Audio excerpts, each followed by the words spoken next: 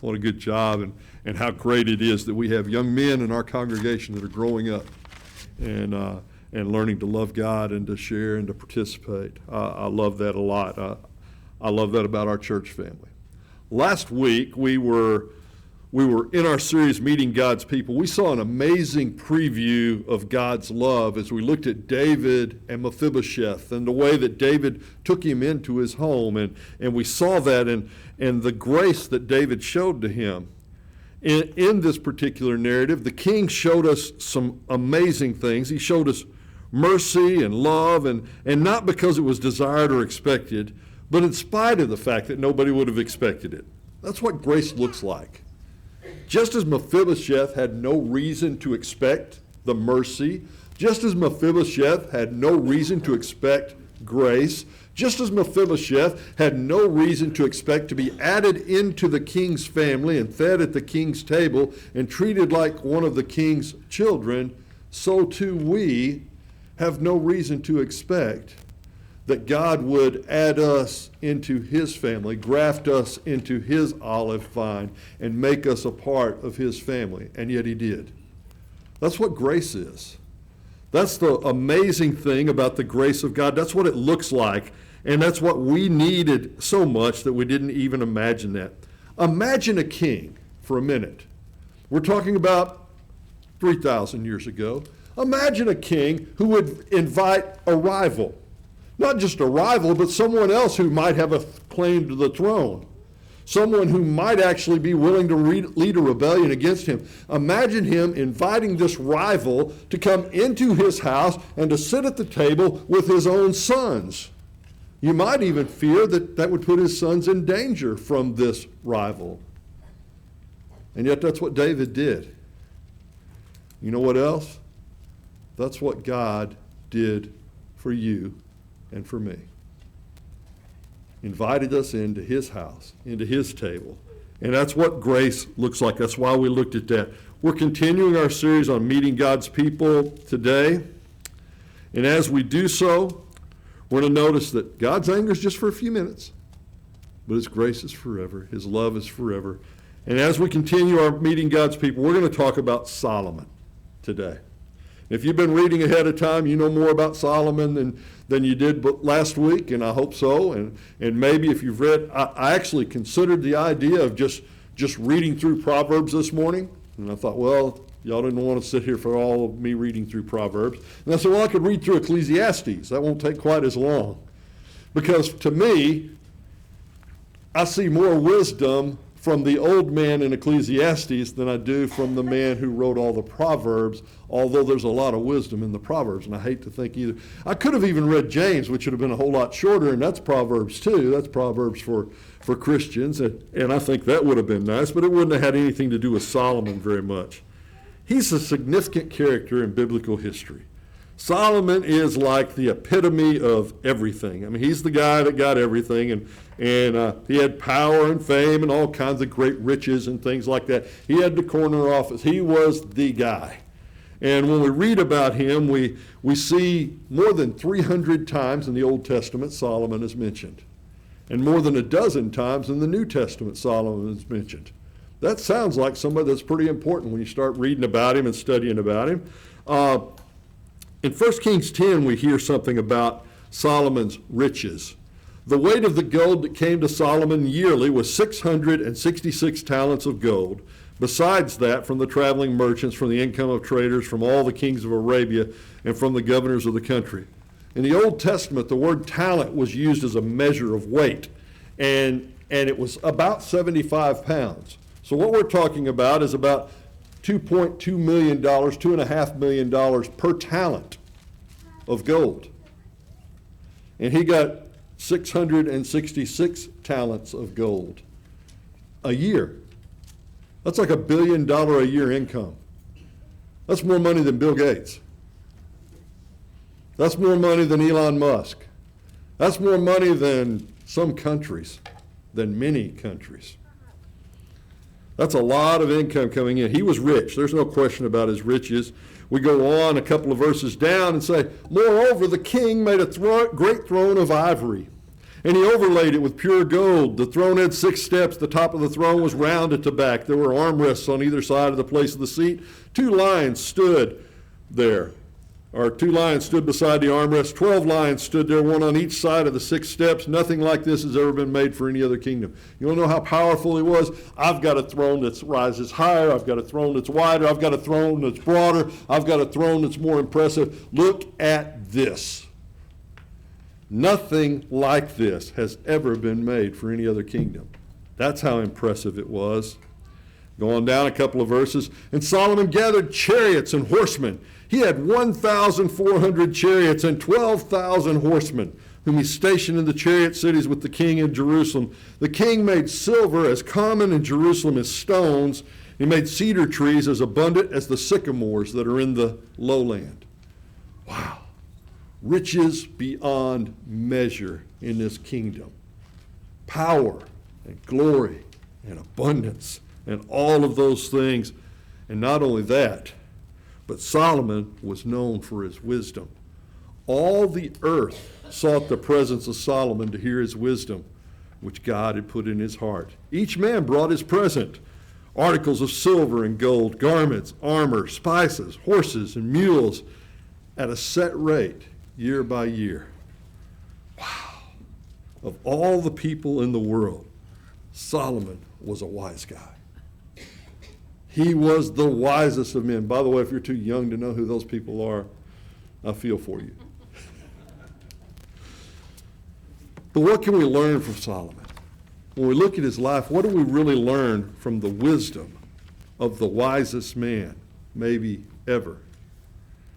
One of the things we learn from Solomon's life is that God can bring beauty out of almost any situation. No, let me rephrase that. Out of every situation, God can still bring beauty. I think when we look back at the message that Nathan gives David, he says, David comforted his wife Bathsheba and went into her and lay with her, and she bore a son. She called his name Solomon. The Lord loved him and sent a message by Nathan the prophet. So he called his name Jedediah because of the Lord. Can you imagine Solomon, also known as Jedediah, but can you imagine what it must have been like to be raised as him? And you say, well, duh, he's the king's son. I mean, that's a pretty good thing. Okay, let me rephrase that. If I told you that this boy was the son of a murderer and an adulteress, what would you think of him then? Because that's who he was. If I told you that he wasn't first in line or next in line for the throne, he was the dark sheep side of the family, would you think the same about him? But that's who he was. And yet God raised him up, and God prophesied that he was going to raise him up. In spite of that, you know, God brought beauty and wisdom out of that situation. Ultimate example of that is in Jesus' crucifixion, and we'll see that as we look. But I want to look for a minute at David's family tree. You can't see that picture there very well.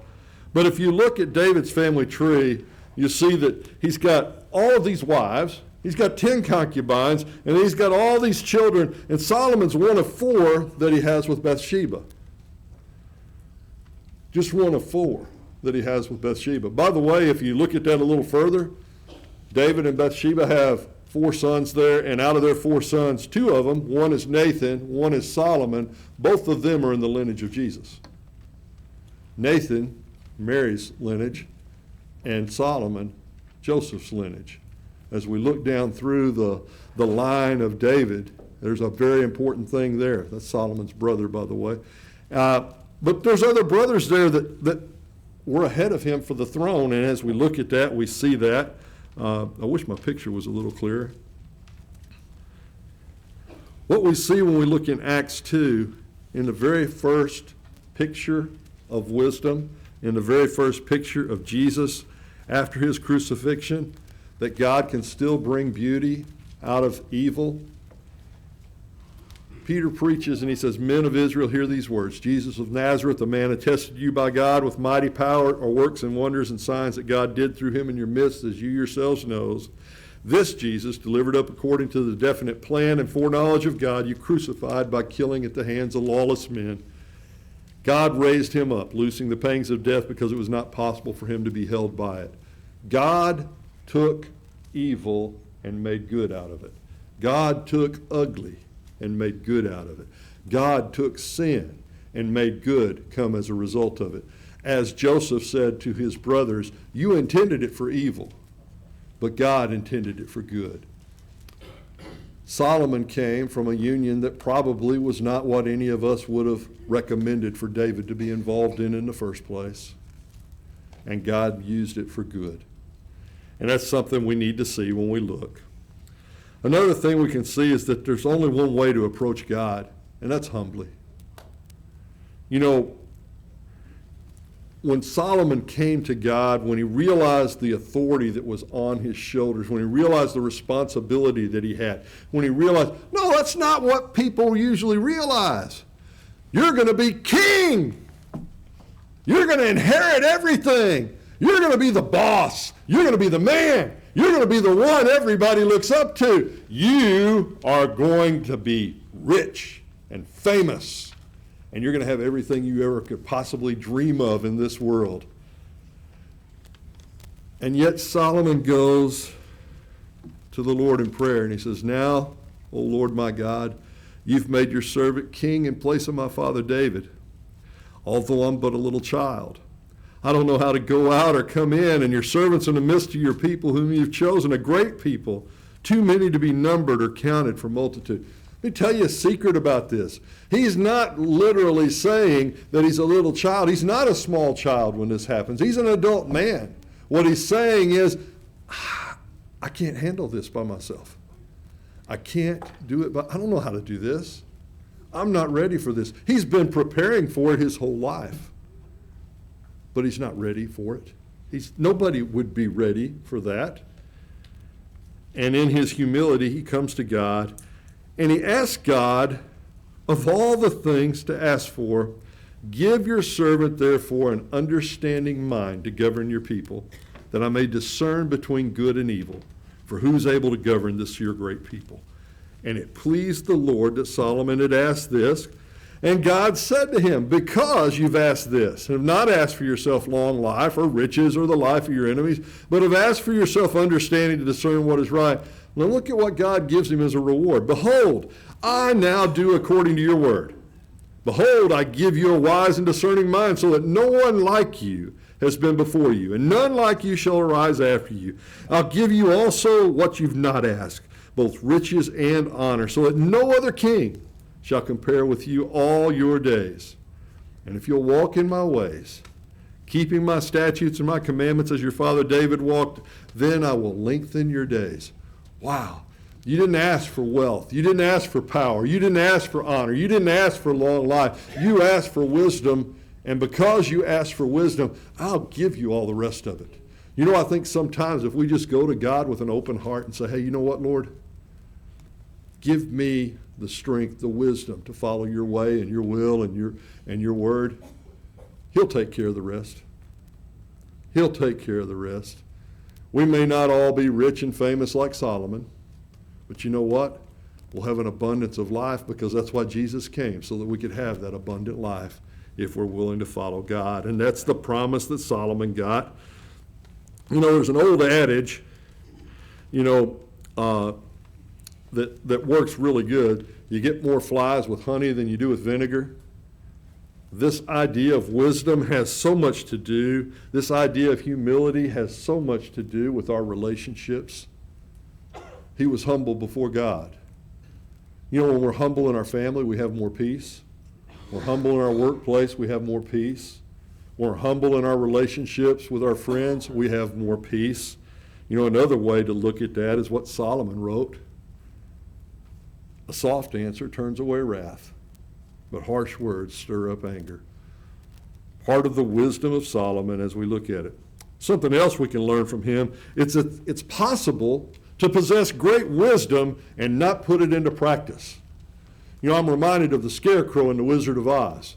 at the very end when the wizard comes to him and says, well, you know, there are many men whose heads are full of facts that don't really have as much wisdom as you and I do. The only difference they've got a piece of paper. So he gives him a diploma. And immediately the scarecrow says, E equals MC square, because he's so smart now. You know, just being smart doesn't make you wise. And just being wise doesn't mean you'll put it into practice. I know a lot of people who have done things they knew better than to do, but they did it anyway. And some would say, well, that's not really wisdom. Well, maybe it's not. But you know, as we look at it, we seem to miss that sometimes. 1 Kings 4 says, God gave Solomon wisdom and understanding beyond measure, and breadth of mind like the sand on the seashore. He was wise and smart. So that Solomon's wisdom surpassed the wisdom of all the people of the East, all the wisdom of Egypt. He was wiser than all other men, wiser than Ethan the Ezrahite, and Heman, Calcol, and Darda, the sons of Mahal. And his fame was in all the surrounding nations. I don't know who those other people are, and you don't either, because their memory doesn't survive. As wise as they were in that day, that they were used as people to model and to modify and to compare Solomon to, they don't exist anymore, and neither does their memory. He also spoke 3,000 proverbs. His songs were 1,005. He spoke of trees, from the cedar that's in Lebanon to the hyssop that grows out of the wall. He spoke also of beasts and of birds and of reptiles and of fish. And people of all nations came to hear of the wisdom of Solomon, and from all the kings of the earth who had heard of his wisdom. You know, everyone came to Solomon for wise counsel. Everyone did. Everyone sought Solomon's advice.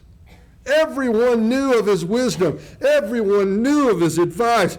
Everyone knew that Solomon had the right answers to whatever the questions in life that come up.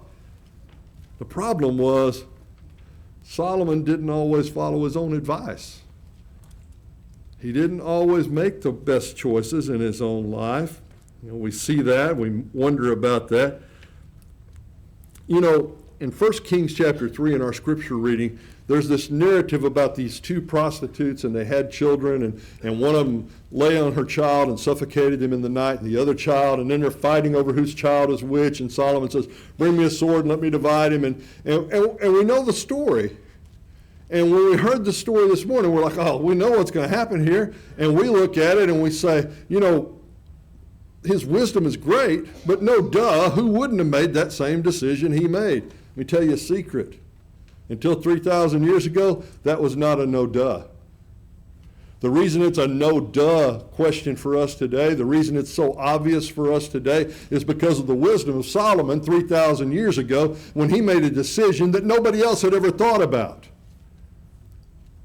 We take it for granted, because our court systems are based a large part on Solomon and his wisdom from 3,000 years ago, which have passed down through the years into the world we live in today. But we just take it for granted. That's how wise he was. 3,000 years of influence. And yet, he didn't always take his own advice. You know, there's an even better example of wisdom from one of Solomon's descendants. In John chapter 8, verses 1 through 11, there's a story of a woman being brought before Jesus. She was caught in adultery, the very act of adultery, it says. And they bring her to Jesus, and they want him to make a judgment. And this descendant of Solomon, this great, however many greats you want to put in there, descendant of Solomon, Jesus himself, sits there and he looks. And rather than making a judgment, Jesus puts the ball back into their own court. And he says, you know what? Let's put the responsibility back on you. You say she's done this. You provide the punishment. And then when they left in their shame, Jesus turned to the woman and he showed her mercy and grace, and he sent her on her way. You know, it's possible that we can have abundance of resources. We can have fame and money and all those kind of things. We can acquire great knowledge and wisdom and yet still fail to apply it. It's one thing to have wisdom in your head.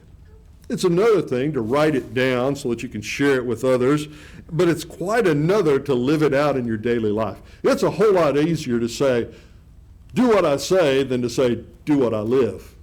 Because the way I live and the way I say, although they ought to be the same, are not always the same for most of us. I had a classmate growing up who could remember every word he'd seen written down. He was amazing. They came in and studied him from the Air Force and places like that, take him out of class and give him all kinds of exams and mess with his head and try to mess him up, and they couldn't. He missed a point in like the 3rd grade. That was it. Missed a point, and that broke his heart. But and in addition, he had taken a speed reading test or class. And so he could speed read, and he would take a textbook on the first day of class, and he would read the textbook and turn it back in. He did his homework assignments from memory. Whatever's on page 237, okay, I'll do the questions on page 230. Hated him. No, that's a strong word, but I was sure jealous of that part. If you're in a class with him, it didn't matter if the teacher graded on a curve, because he made a perfect score, and then he went for extra credit if he could get it. Here's something he could do. He could tell you step by step how to rebuild an engine. Step by step. Every single word straight out of the textbook, how to rebuild an engine. Here's something else. If you took him to the shop, he might not be able to tell the difference between a carburetor and a distributor cap. If it wasn't in the book, he didn't know it. He had all of this knowledge. He had all of this ability in his mind, and he didn't know how to apply it in real life. He's no longer with us. He had some problems, and one time he told me, he said, George, he said, you remember your first crush? I said, yeah. He said, it hurt real bad, right? I said, yeah. He said, but you got over it. And I said, yeah. He said, I haven't. He said, I can't forget anything. And he didn't live a very happy life. He lived a pretty miserable life. I mean, you might think he was successful. He graduated high school and he was an MD in 6 years. That's pretty good. Most people go 4 years of college and 3 years of med school and so many years of internship. He went 1 year and got his degree at Washington University, which is a pretty prestigious school. And he went to med school, and then he did his internship, and he was a doctor. Pretty successful, but pretty brokenhearted. And at the end of his life, like Solomon, he would probably say, vanity of vanities. It's all wasted unless it's right. Because, you know, success can be pretty deceptive. I think sometimes we forget about that. There's a story of Solomon that is really amazing. We just read in chapter 10 of his wealth and of his fame and of his great throne and all the chariots he had and all the value he had and all the people coming to him. But chapter 11 begins rather ominously. It says, now King Solomon loved many foreign women, along with the daughter of Pharaoh. He had married her in chapter 3, and we'll mention that again here later. Moabite, Ammonite, Edomite, Sidonian, and Hittite women, from the nations concerning which the Lord had said to the people of Israel, you shall not enter into marriage with them, neither shall they with you, for surely they will turn away your heart after their gods. God didn't say maybe they will, he said surely they will. So it starts off rather ominously there as we look at it. Look at the instructions. Now we just read about his wealth in chapter 10. We just read about his number of chariots. We just read about his power and prestige. In Deuteronomy chapter 17, God had warned the people about not having a king. But then he said if you get a king, he must not acquire many horses for himself or cause the people to return to Egypt in order that he might acquire many horses. Since the Lord has said to you, you shall never return that way again. He shall not acquire many wives for himself, let his heart turn away, nor shall he acquire for himself excessive silver and gold. It's almost like Solomon read that passage and said, oh, these are the things I'm supposed to do. Because he took that as a blueprint for his life. And that's what we look at as we look at it. And so then you get this sad result. When Solomon was old, his wives turned away his heart after other gods. His heart was not wholly true to the Lord his God, as was the heart of David his father. For Solomon went after Ashtoreth, the goddess of the Sidonians, and after Milcom, the abomination of the Ammonites. So Solomon did what was evil in the sight of the Lord, and did not wholly follow the Lord, as David his father had done. You know, there's a lot of potential danger in relationships. In chapter 3, we see an early marriage alliance. This is before he prayed to God for wisdom. He had married the daughter of Pharaoh, and he had taken her, so he made an alliance with Pharaoh, took Pharaoh's daughter in. He's the young king. He takes Pharaoh's daughter in. The first thing he does is make an alliance with Egypt, because Egypt is the presumed and presumptive power in that part of the world. It would make sense to make a political alliance there, probably. But that's not all. 1,000 wives and concubines, when you add them up, that would lead his heart away from God. That's what 1 Kings 11 tells us as we look at that. Now, not all of these were romantic relationships. Not all of these were wives in the sense that we would think of a wife today, and it wasn't that way at all. Most likely, many of them were simply political alliances. And many of his wives and concubines probably never even came into his presence. They were simply there as part of a political alliance. That was not uncommon in those days. Others were likely figureheads and servants. I mean, he had beautiful young ladies who could wait on him and wait on those that came to his court, and they're his concubines. And that way he could impress people with his value and worth and wealth and prosperity. You know, the lesson we can learn from this, though, is that the people who are closest to us can have a tremendous amount of influence on us. There are some of you here today. There are some of us here today who are Christians because the person you're married to now had a great, huge influence and impact on your life, and they brought you to Christ. Or because your closest friend shared their faith with you and they brought you to Christ because of the relationship that they had with you that allowed you to see Jesus in them. And there are others that we all know who are not faithful anymore because of the relationships they got involved with that led them away from Christ. And it breaks our heart when we see that. And it breaks our heart when we see what happens when relationships sometimes can lead us away. All the people that are close to us can have a huge, huge, powerful influence on us. That's why it's so imperative that young people marry in the Lord. I think that's why Paul gave that advice. I think it's so important. I absolutely love church camp. I love the area-wide youth devotions that we have. I love Lads to Leaders. I love our Christian universities because they give our children a chance to meet someone of like faith that they can grow with, that they can grow up with, that they can grow old with, and that they can live with throughout life, sharing their faith and building one another up. I love those institutions. I love all of them. I love every opportunity we get for our children and I don't mean little children, I mean our youth group. I love it when they have the opportunity to be around other Christians, to share their faith with one another and to grow together. Life, and especially the Christian life, it can be difficult enough, even with the support of a like-minded spouse. Those who have lived longer can understand that. Those of you who are very young can say, oh, no, wait a minute, but I'm in love and I'm going to change him. I'm going to change her. No, you're not. Don't think you're going to do something that you're not going to do.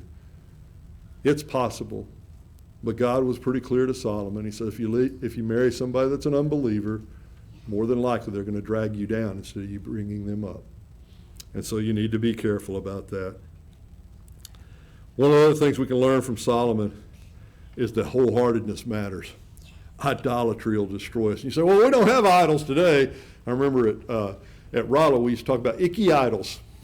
That was the letter I when we were teaching the little kids in day school. Icky idols. I stands for icky idols, and nobody likes icky idols. And we would never have idols today, would we? No. But we do. We have all kinds of things that we put on a pedestal in our life, and we look at it. In 1 Kings 3, it says, Solomon loved the Lord, walking in the statutes of David his father, only he sacrificed and made offerings at the high places. And the king went to Gibeon to sacrifice there, for that was the great high place. Solomon used to offer 1,000 burnt offerings on that altar. You know, now, that might be a little bit misleading there when we look at it. I mean, it's a little tricky when you compare it to 2 Chronicles chapter 1 and you read about Solomon there. It says he offered 1,000 offerings on the Lord's altar. And so I've heard people say, well, there's a contradiction there. Maybe he did both. Maybe he offered this 1,000 offerings on a bad altar, and then when he realized what he had done, he offered 1,000 offerings to make up for it to the Lord. I don't know. All I know is that it's interesting that after God grants his request for wisdom, in verse 15 of chapter 3 here, it says that he goes then to Jerusalem to worship God. In chapter 9, God appears to Solomon a second time, and he said, hey, you know what? If you will follow me, if you will live according to my statutes, if you'll live according to my law, if you'll do what I want you to do, if you'll lead the people the way I want you to lead them, I'm going to give you all these blessings, I promise. But if you turn away from me, there's going to be consequences. You see, by chapter 9, Solomon's heart was no longer pure towards God. By chapter 9, he had started to turn away and wander away from following purely after God. And God comes to him a second time. He had completed the temple. And you know what he says? He said, look at the temple of God.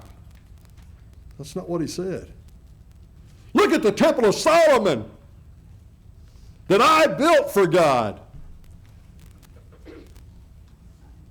He had lost his humility, and he had become something else. And so God promises, I'll be with you as long as you follow my lead. But if you go off on a tangent, there will be consequences in your life. And then we see his ultimate downfall. When we read this part a little bit earlier, look down at the bottom in verse 6, starting in verse 6. So Solomon did what was evil in the sight of the Lord, did not wholly follow after the Lord as David his father had done. That's where we quit when we read it a while ago. But go on. Solomon built a high place for Shamash, the abomination of Moab, for Molech, the abomination of the Ammonites, on the mountain east of Jerusalem. And he did for all his foreign wives who made offerings and sacrifices to their gods. He didn't lead them closer to God. They led him further away from God. You see, Solomon's problem was a heart problem. That was his problem. Maybe we can guard our hearts from being divided. And that's my prayer for us today, that we can guard our hearts from being divided and wholly seek God.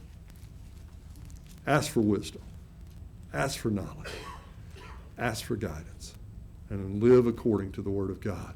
And he'll take care of all the rest. How do you remember Solomon? Do you remember him as the great, rich, wise king who built the temple and all of the things that he did and brought Jerusalem to great prominence in the world? Who wrote entire books that are recorded in our Bible? Do you remember him for that? Or do you remember him as a king that was carried away by his love of the things of the world and lost his first love along the way, losing his kingdom in the process? He had everything, but he lost everything because he lost God. You know, when I read about Solomon and I read his writings, I find great wisdom in the words of Proverbs. I find great comfort when I read through Proverbs. I love reading that. But when I read Ecclesiastes and I see a wise old king looking back on his life, I see a man who has finally come to a realization that he'd wasted everything and all the time. My challenge for us this week, don't waste your life. Don't waste your life on all the things that look good and sound good on the outside. Follow the wisdom of God, and you'll find peace and happiness. Maybe you're not a child of God and it's time to come to God. Maybe you need to put Jesus on in baptism. If you'll confess him before men, if you're willing to repent of your ways and come to him, then you can be baptized into Christ and you can be a new child when you walk out of here brand new, no sins. What a wonderful thing that is. Maybe you're a child of God and you need prayers. Maybe you need to come back. If you need anything that we can help you with, if you'll come to the front while we stand and sing to encourage you.